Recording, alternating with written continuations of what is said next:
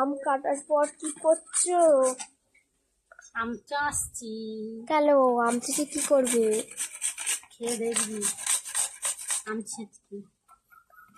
আম ছেচকি? এরা দেখেছিস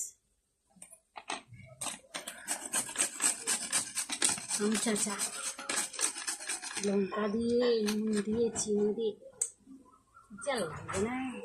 খাবো বলে এখন? হ্যাঁ হুম? এখন খাবো বলে? না তাহলে বিকাল বিকেলবেলা ও চাট, তাই তো?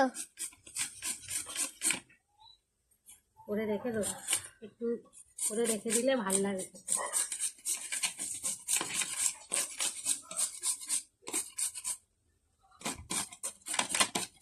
রান্না করতে করতে দেরি হয়ে যাচ্ছে।